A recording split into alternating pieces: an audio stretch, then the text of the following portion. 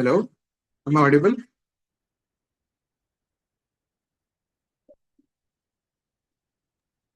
Yes. Hello. Yes, Shobha. You're very clear. Okay, sir.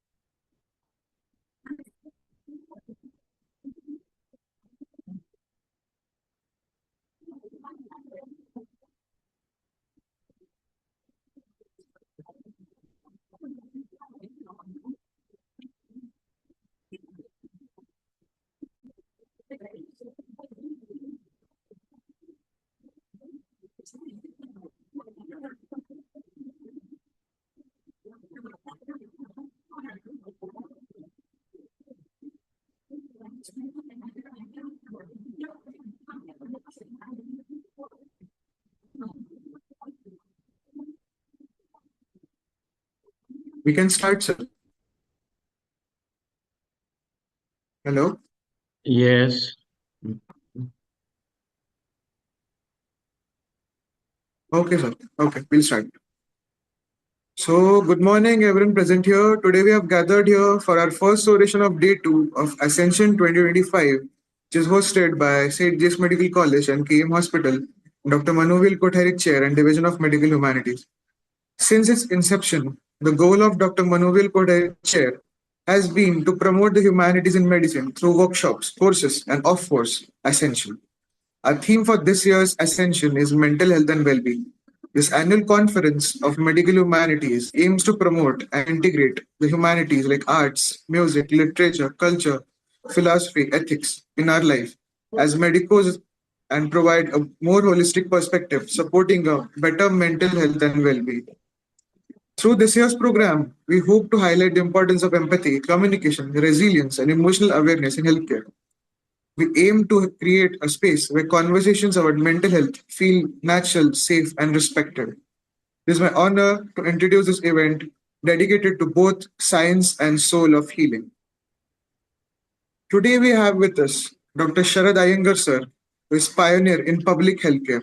It is my honor to introduce Dr. Sharad Iyenger sir, a distinguished alumnus of St. James Medical College from 1978 batch and a globally recognized expert in public health.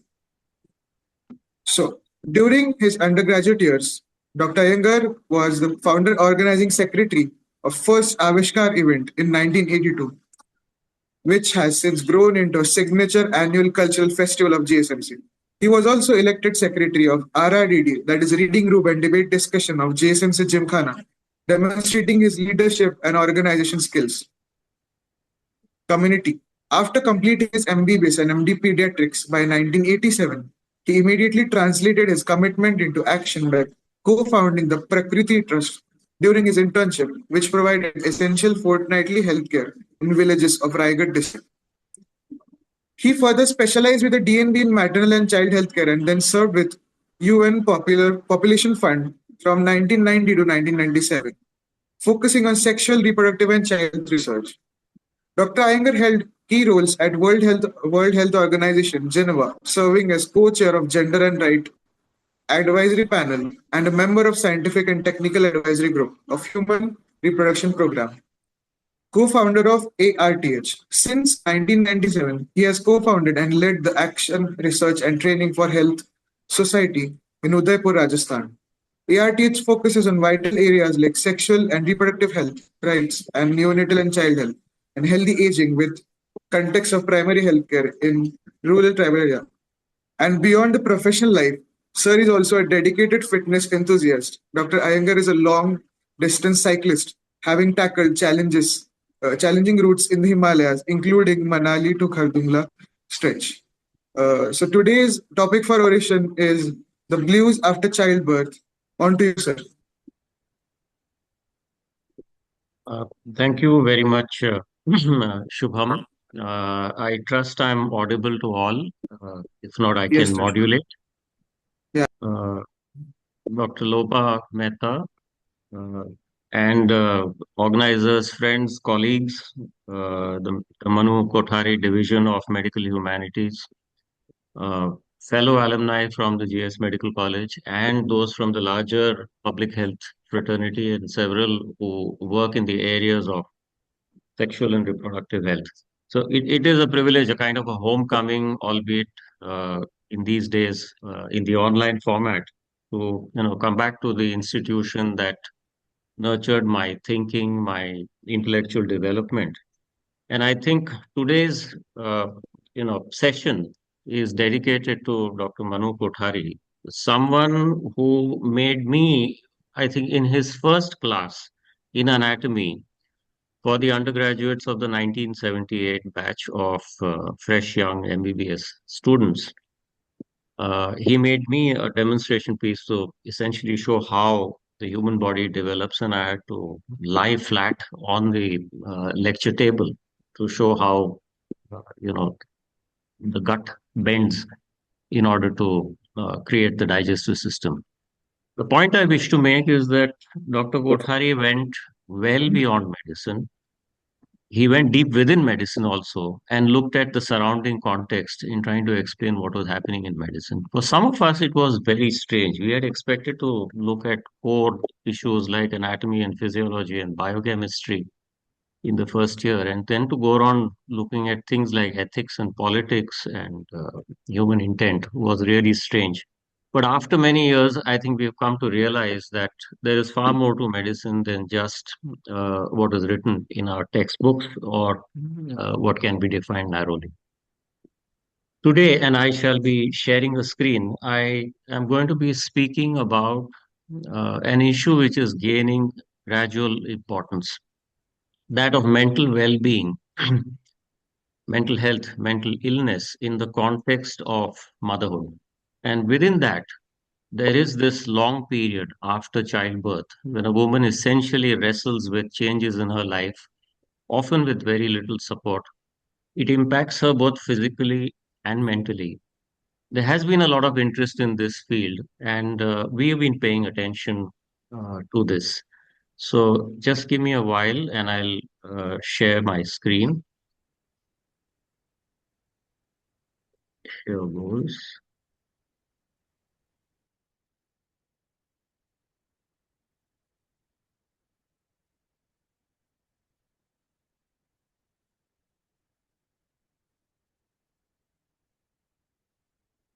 Yeah, I hope a full screen is shared.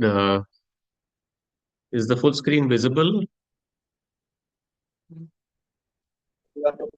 Yes, sir, visible. It's visible. Okay, thank you. So, as Shubham mentioned, for the last 28 years, I have been associated as co-founder of Action Research and Training for Health, which shortens as EARTH, meaning money and several other things. This is an organization based in Udaipur, in the south of Rajasthan. Essentially, an organization that attempts to use research and training in order to improve healthcare for marginalized communities. Within that, in full modesty, we work only in certain work domains. We work in the area of sexual and reproductive health and rights. We work with neonatal and child health. And since 2018, on the health of older persons. Our core area for doing ground level work is two districts of southern Rajasthan, Udaipur and Rajsamand. There are some statistics to the top right. I don't want you to pay too much attention to them. It's not the aim of this oration to be a very technical presentation, but instead to go around highlighting certain thoughts around this theme. But by and large, we're working in an area of almost 10 lakhs or 1 million population. But I think it's the bottom layer that's important. 48% of the population here belongs to the scheduled tribes, historically disadvantaged, and even now, lower educational, economic, and other indicators. And if you look at the literacy level, this is from the 2011 census. And after that, we unfortunately have not had a census. There is evidence that literacy levels have improved, but even now, it's just gone beyond 50%. This means that we are dealing with a large fraction, almost half of women, older persons, families with lower than minimal educational levels. This is an important context for those of us who today live in a digital age and are used to the fact that everyone should be educated. Now, our own work is not only about providing services, but it's also about community action, getting the community to go around taking aspects of health into their own hands. We provide a lot of outreach services going beyond clinics or health centers. We conduct training and we carry out implementation research. Now, to come to the area of maternal mortality, I mean, the graph to the left shows this steep decline in maternal mortality in this country. This was an embarrassment in the 90s. The MMR of India, at least Rajasthan and the northern states, was around 550 per 100,000. It matched the levels of sub-Saharan Africa. And I used to joke that I work in sub-Saharan India because the health indicators were so similar.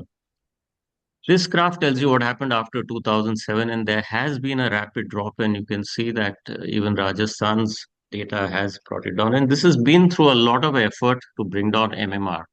The focus of government and uh, other agencies has been on doing those concrete things to see that conditions like preeclampsia and obstructed labor and hemorrhage don't kill. Uh, May I request the participants to please mute their microphones? Thank you. Now, along the way, what has happened is as maternal health care services have increased, especially in urban areas, especially in southern states, the cesarean section rate has gone up. And this has triggered other responses, and I'll speak about this in a while. But there has been an increasing medicalization, over medicalization of healthcare, especially maternal healthcare. And the net result is that in some areas, you even have 60, 70% cesareans in the private sector. And it's beyond a certain point, as the WHO affirms, beyond about 10 to 15%, cesarean sections don't help to reduce maternal and newborn mortality rates. There is also, as seen in the graph on the top right, the uh, situation of disrespect, abuse, verbal abuse, threats, and poor treatment of women when they come in for childbirth. This is something that stresses women and probably contributes to mental distress even later on. We also have evidence that for contraception after a delivery, many women are unable to. Uh, I think we'll have to request all participants to please mute their microphones. Thank you. So people don't have adequate choice even after childbirth, and all these contribute to a lack of mental well-being. There are problems even now in our country. We have increasingly become a digital service system, and there are large fractions of people, the poor migrants, who don't have documents like the Aadhaar card. And that leads to a denial of services because the entire system for enrolling, registering, and bringing people into the healthcare system requires that their identity be determined. And so the lack of an Aadhaar card, very often, you have a young girl who gets married when she moves to her husband's house, she forgets to take her Aadhaar card or doesn't have bank account details. And then she has trouble accessing basic services. We also know that in the country, we have a pregnancy care service, we have delivery services, but postpartum care for the woman is not prioritized. You have a lot of services for the infant, for the newborn and infant, immunization, growth monitoring, and child care, child development. You have the well known 1000 days approach, which is all about doing a lot for the child. And I'm not in any way trying to diminish that. As a pediatrician, yes, it's very important. I recognize that infant and child care is important. However, you need a healthy mother for that. And so the nutrition, mental health, contraception, and other well-being of the woman is not prioritized as of now. There isn't a national program in an organized manner to look after postpartum care. Contraception has largely been restricted to inserting intrauterine devices at the time of delivery or sterilizing women. The other options are not available, even though women always prefer, a more non-invasive or non-surgical option. And there are various, news reports of what has been happening in this sphere. So, what are our options? And I want to tell you a bit about the midwifery approach. I mean, traditionally, those of us who went through medical college have been used to an obstetric view of childbirth. I mean, we learned that this is a very scientific process and there are certain medical aspects, and it's a specialization. A lot can go wrong. And obstetrics is indeed a very, very deep and extensive set of norms, protocols, rules, and the fruits of research. The midwifery approach, by contrast, relies on non-obstetricians and on non-doctors, trained, skilled persons who provide knowledgeable, compassionate care and who focus more on the normality of childbirth rather than the abnormality of childbirth. They are meant, therefore, to provide care which is closer to what women need. It is skilled, kind, compassionate, respectful. For long years, even centuries, India has had traditional birth attendants or the dais, you know, women who've been from the lower rungs of the social hierarchy, unfortunately, mostly illiterate, learned only through tradition and not organized enough. Relying on traditional birth attendants, the world came to realize will not reduce maternal mortality. And actually, it was the shift away from them towards skilled persons that led to the drop in maternal mortality that I showed you a little earlier. So India's own journey was in 2005 to bring in something called the SBA, or the Skilled Birth Attendants Guidelines, wherein auxiliary nurse midwives and staff nurses were trained. And then in 2019, 18, in line with the global scenario, national midwifery care guidelines were brought in, and now there is a course called the NPM, or the training for the nurse practitioner in midwifery.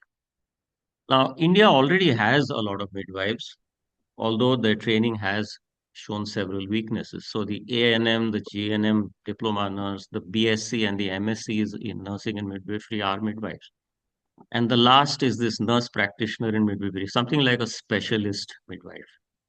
Very large numbers, 12.5 lakh nurse midwives in the country today. And we in our area have chosen to rely on retrained nurse midwives to render basic pregnancy care. Now, this approach essentially relies on having health centers in rural areas run by trained nurse midwives, a team of 2 to 3 nurse midwives. The doctor visits periodically, once or twice a week, provides guidance, provides training, supervision, and doctors are now in this era of mobiles available round the clock for consultations. The nurse midwives provide antenatal care. They also conduct deliveries, and if things start going wrong, and that does happen from time to time, they have a telephonic consultation with the doctor, but even on their own, they provide basic emergency obstetric care and then arrange for referral if needed. And the referral also is with a helpline worker at the city hospital, the government teaching hospital, where referrals are made. And this is accompanied by a lot of continuing training, mentoring, and quality assurance. The graph to the bottom right tells you that in this manner, our organization Earth has since 1999 carried out about 19,000 deliveries without the presence of doctors. And both the maternal and perinatal outcomes have been very good. There's been a lot of close attention paid to it. The referral rate to the district hospital is around 8%. And about half of those who go to the district hospital from our centers require a cesarean. An overall cesarean rate of around 4%. Now, this is low cost delivery care closer to where women are located. Now, there's a whole training backbone to make this happen. It's not that all of a sudden a nurse midwife joins in and can run a facility and provide this kind of care. Uh, uh, may I request, please mute your microphone. Uh, Thank you. The training, I don't want to focus on details of training except to say that respectful maternal care and supporting women's access to abortion, given that we have a law that does not allow nurse midwives to conduct abortions, but they support doctors in doing so, and to manage life-threatening complications are all part of their roles. Uh, I also don't want to go into the training pedagogy, but I just want to emphasize that there's a lot of clinical practice, mentorship, participatory processes, and the use of mannequins. When I trained as a doctor, I found that the way you learned your practical clinical care was by going around examining patients. Uh, and often one patient would be examined by several young, enthusiastic medical students. I think the use of mannequins and models in the initial stages helps to minimize the role of having human beings serve as the training ground for uh, young doctors or even nurse midwives. Now, this is the model of postpartum care that we have evolved. Here I'm talking more about postpartum care because the idea is to talk about postpartum mental health and well-being. Uh, Pregnancy care, nutrition counseling is provided, and then women are registered for postpartum care either in the facility whenever deliveries occur in our own health centers, or there are several who deliver elsewhere, either in government facilities or even at home, and they are registered at home. Now, the Prerak that you see at 2 to 4 months is actually a community mobilizer. She's a lay counselor and health worker. She's been trained to meet women and educate them, inform them, counsel them. This is a form of psychoeducation. She makes two visits. One is 2 to 4 months after delivery, and the second one is 7 to 9 months after delivery. We also have a call center located in Udaipur, calling women between 5 and 6 months, and again at 10 to 11 months. The women are also encouraged to go to our health center, our health facility for at least one visit, one checkup. This is a clinical checkup. Now, just like you have ANC care, fits into PNC or postnatal care. I want to emphasize that we are also looking at the infant, but it's just that in this presentation, I'm not telling you much about infant care, the focus being on women. So this is a model that goes from pregnancy to 1 year after delivery, 1 year postpartum. If you want to count the days, 280 days of pregnancy to term and 365 days. This is about 645, almost 650 days. It's two-thirds of the famous 1000 days.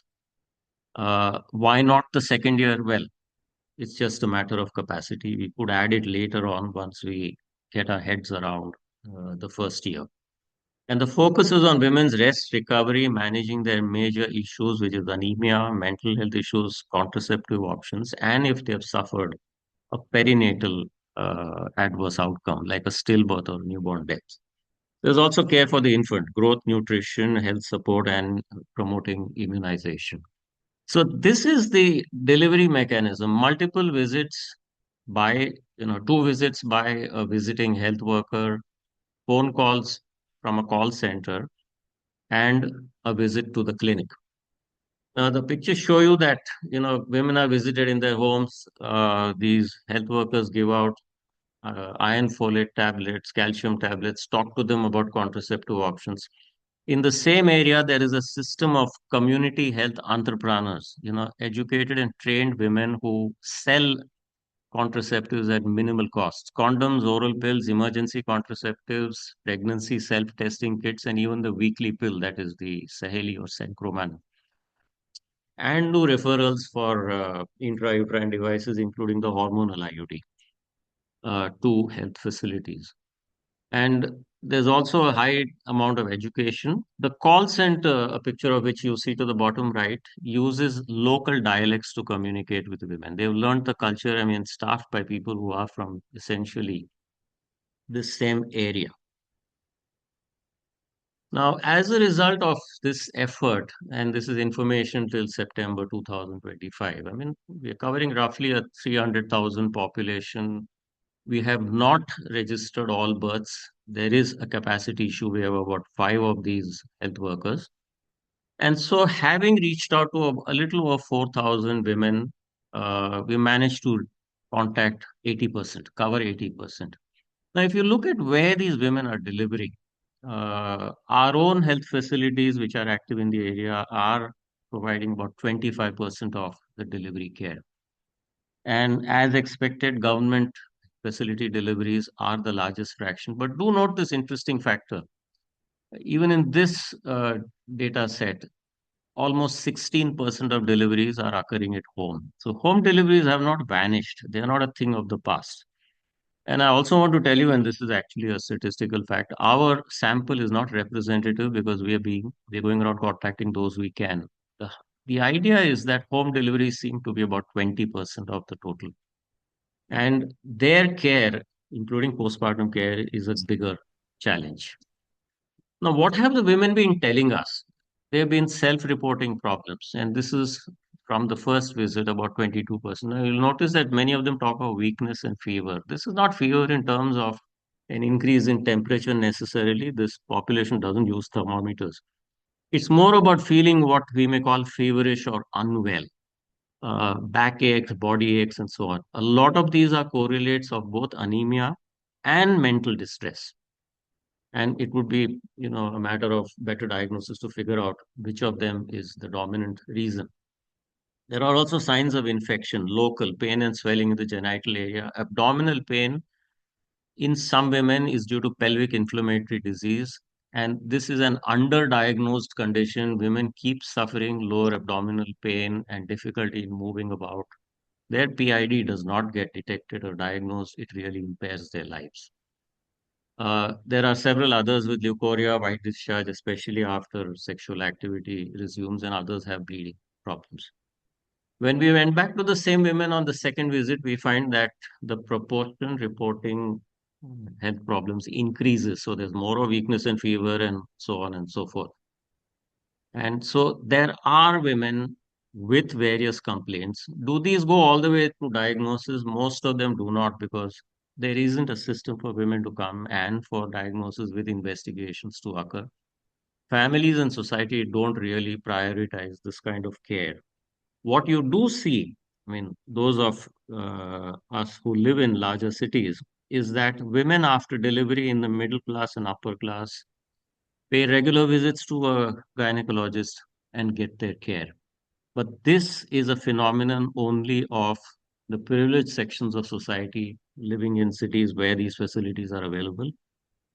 For the most, in areas around rural India, large parts of our country, there isn't such care. And when they do go to, say, a nurse midwife or to a generalist doctor in a primary health center, not much of examination is done, not much of testing is done.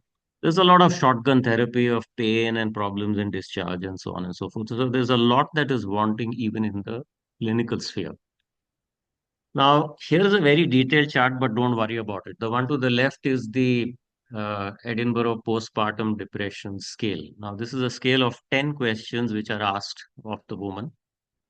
And based on her responses, uh, a judgment is made on whether she has postpartum distress and even potentially postpartum depression. Now, remember, this is a screening test. This is not diagnostic. However, it's been used throughout the world, has been translated in many languages, has been adapted. And in India, it's available in Hindi, and we've even come out with a local dialect Mewadi version of this scale. And our health workers administer it. A score above 13 is generally considered to be indicative of postpartum depression. The issues with this scale is that you need complete privacy and confidentiality. I mean, when we go to make home visits, this not being a clinic scenario, often other family members and neighbors, out of curiosity, come in and even sit down to participate. And it's sometimes a challenge for our health workers to see that the woman is alone and others are not around, and to ask people politely to go away without arousing suspicion. What we have found, and this is a limited data set given that this effort is about a year and a half old, Firstly, that we were able to administer this EPDS only to 70% of women. I mean, there were various reasons why women declined to answer or privacy issues. And some 4% had a score above 13, but 8% answered yes to the question on whether or not they entertained suicidal thoughts. If you look at other studies in India, most of them seem to indicate that the incidence of postpartum distress, including depression, is closer to 20%. That is one in five women. So we are probably not picking up all of it, but nevertheless, there is this issue in the community. And what we've been doing with these women is then making a referral to a clinical service in the city. And we are finding it long, tedious, and difficult because in the postpartum period, there isn't an appreciation in the family and around that a woman might have a mental issue. It doesn't mean that she's lost it. People have very severe terms to describe those who don't seem to be mentally normal, and at the same time to then see that she reaches a point of care. And that has made us think more of well-being and wellness approaches rather than clinical approaches, given that getting every single such woman to a counselor, to a psychologist, and potentially even to a psychiatrist is going to be a Herculean challenge in rural India. Two short case studies. Uh, a 23-year-old woman called Valki from very near the Kumbhalgarh fort delivered a second child. She had a EPDS score of 23, severe depression, likely. And we found that she had a traumatic first delivery. Her husband himself is a kind of a drug addict, doesn't work, and is supported by the larger family. He didn't bother about her labor pains. She reached the hospital the next day and almost delivered before reaching. To seeing the lack of family support and partner support, she did not want to become pregnant again. She'd been taking contraceptive injections, but her husband then didn't give her the money to travel to get them. She conceived immediately, and when we met her, we found she had no interest in her child. She wanted to leave both the children and go back to her parental home. We saw her issue as not just being a matter of going around giving her antidepressants, but the need for a lot of family and other support, which at that point was lacking. In another instance, a mother of four from an interior village in Udaipur district. The husband had migrated to the city, otherwise was quite supportive, but this woman was physically alone, emotionally exhausted. From morning to night, we spent some time, observing her and being with her. Continuous strain of household chores from morning to evening, a lot of work, completely exhausted, and no one to support her. Essentially, a single woman household. So the point being, you don't need, acts of commission by a hostile family or an unsympathetic family. Even the sheer burden of running a house in a community where husbands tend to migrate for work. So among migrant communities, it appears that this kind of distress issues would be more.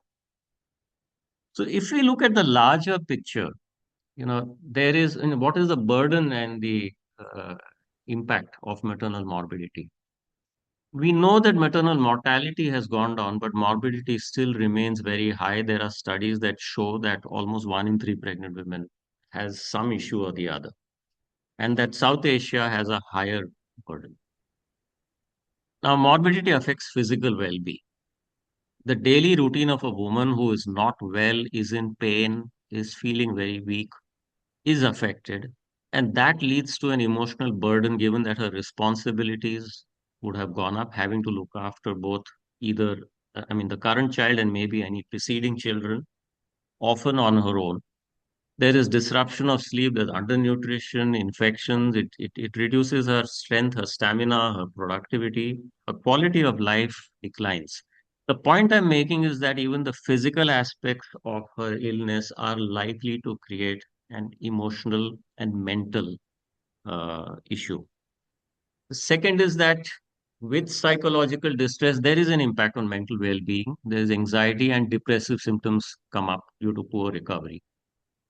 The lack of family and social support and has been shown from research to worsen mental burden. And I've just mentioned to you that with increasing nuclearization of families and with migration, out migration by the male partners, the husbands, there is a greater challenge. There is a strong isolation of women, leading to perinatal depression, fatigue, and related stress.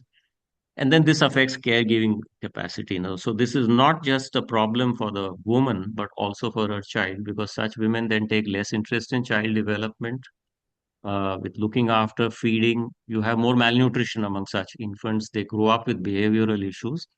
And in the last 1 or 2 months in Rajasthan, we have had instances of women actually attacking, even killing newborns uh, in a state of distress. And of course, the newspapers, the media have reported them as being criminal, not in any way realizing what the real issues are. And then there's an economic impact, more economic vulnerability. There's a lack of rest, nutrition. So this woman doesn't work. And not only is she not earning, but there's expenses on her care. And so the net effect is that the family becomes poorer. The point I'm trying to make is this, that maternal morbidities don't just on their own affect mental well-being, but they also affect her physically, and they're all interlinked as shown in this graphic. So perhaps by only dealing with mental health, mental well-being, and mental distress, we would not be able to really do something about this condition. Uh, what we have is, and that really is the challenge, is should we have efforts to only deal with mental well-being and distress, or should we look at it as a larger picture? So where do we go? And this is my last slide. I have decided strategically to focus on the bigger question confronting us, which is that, for this set of conditions, which nowadays are known as perinatal mood and anxiety disorders, we have two large options. One is early detection and referrals, facilitating, such women to reach counselors or clinics and then get into a caring cycle. Most of such care is inaccessible in large parts of the country. No matter what we do with our, psychiatrists and psychologists, we'll never be able to reach them. We'll probably have to go around training other categories of health personnel.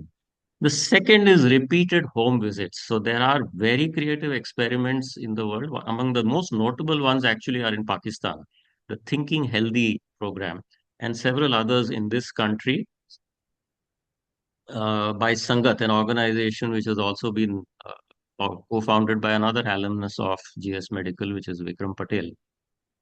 Using the cognitive behavioral therapy approach, the interpersonal therapy approach, couple counseling, individual counseling. These require really detailed and extensive training of health workers. And more than that, repeated home visits. The number of home visits required is up to even 15 home visits through pregnancy and the postpartum period. I mean, does our system have the capacity for this? The point is that a lot of those who deal with mental health and are working in the area of postpartum distress and depression are only providing a mental health service. Now, this is because the world of mental health does not look at physical health. It doesn't look at contraception. It doesn't look at, say, infections. It doesn't look at anemia. It doesn't look at malnutrition and other conditions that might affect women.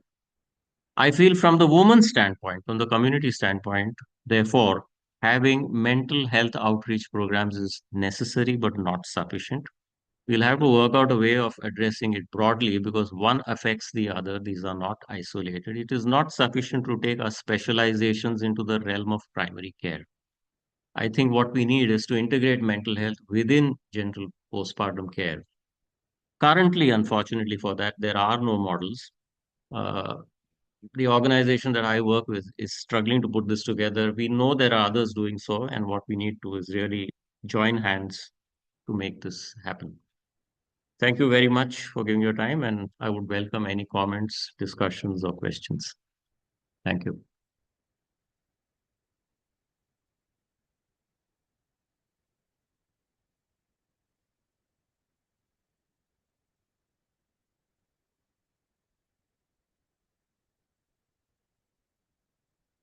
Thank you so much, sir.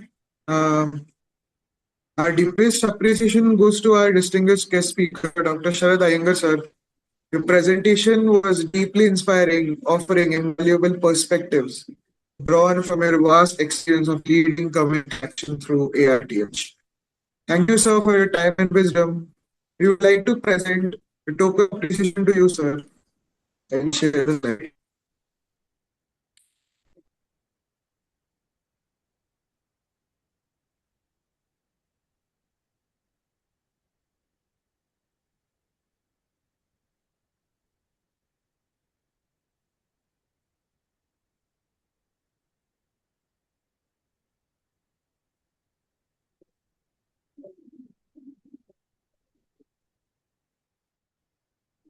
So,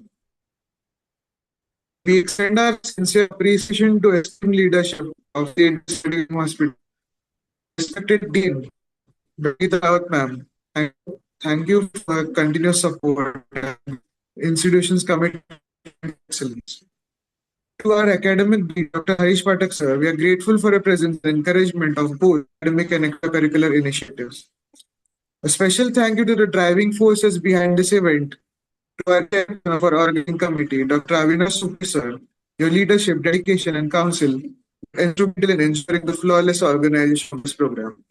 We recognize the essential support of SUMEC Alumni Association. We thank the Vice President, Dr. Padmaja Raman ma'am, and all the fellow secretaries of the association's commitment to strengthening the vital connection between the college and its alumni body. Thank you once again to all the faculty and guests for your enthusiastic participation. We hope to have next year. Thank you, sir.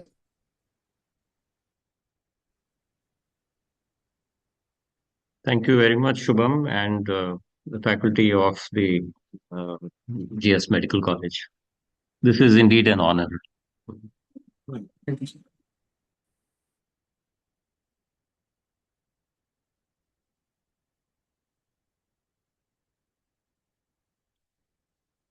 There have been some reactions. Shubham, do we have time for anyone to speak up and maybe leave a comment Yes, or yes, sure, sure. We have so? It's open to the audience if someone uh, wishes to share some of their own thoughts. You're welcome. Sharad, hi. Yes, yes. Hi, Mustafa. E- Excellent talk and amazing work you're doing in the rural areas. Most of us have got used to the urban lifestyle and don't even know what's going on out there. So I think it's commendable. Plus, you're an avid cyclist, you go outdoors, you get so much of time. I think your time management also deserves a pat on the back. Amazing. Nice to see you. You look like a politician. Sorry to say. But you Thank you. Well, aren't. I know that.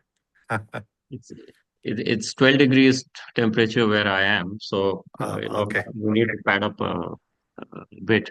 Thank you, Mustafa. Yes, time. I mean, if I've created time for some things, it obviously means that there are some other things that I have not given time to. We all have to prioritize. But I like to go bicycling around the very areas in which we work, so there is quite a close link. The interesting thing is, after I thought that after doing pediatrics and MD in pediatrics, I would be able to work in the community, and I realized I just didn't know how, and therefore went and spent another 3 years in Chandigarh at the postgraduate institute to learn how to work in the community, and that's how it took some time and effort to figure out how do you work at community level. You deal with numbers, uh, very rewarding but very different also from the clinical setting. Amazing, Sharad. We are proud of you as a GS site. And last question. When are you coming to Dubai? One Okay. place I haven't been to. I mean, I'm sure I'll Waiting get to see you. overwhelmed with all the skyscrapers and the modernity, but nevertheless, I mean, I do wish to come. Yeah. Okay. Thanks and keep up the good work. Bye. Thank you. Bye.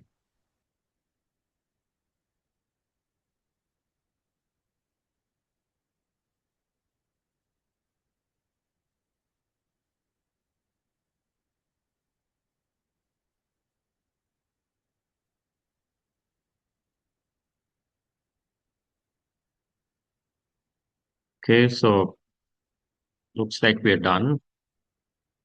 So Shubham, perhaps we should close the session. It's 10 o'clock, nearing 10.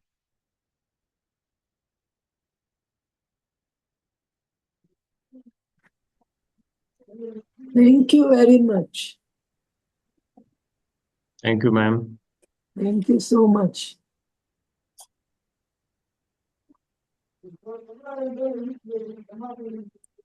I'm amazed the way you are working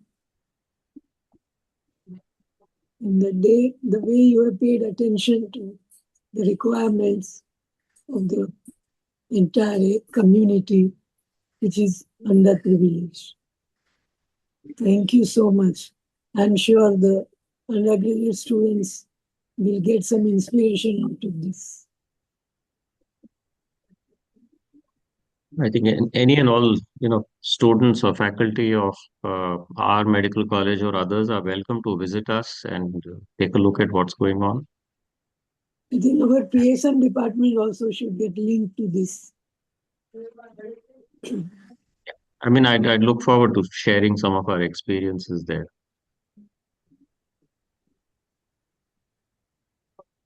Once more, thank you very much. Thank you so much.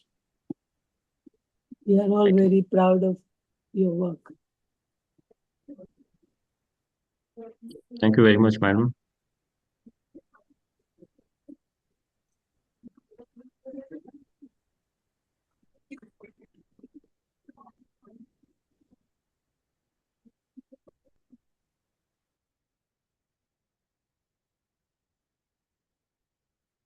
Thank you. So, Shubham, shall we close? Yes. So, you can do the honors.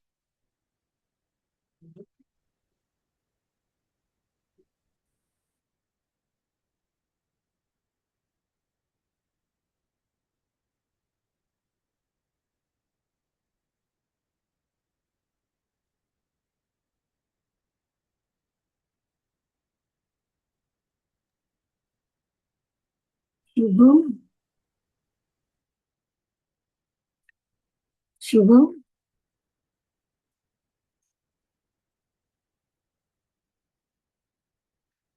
Badal?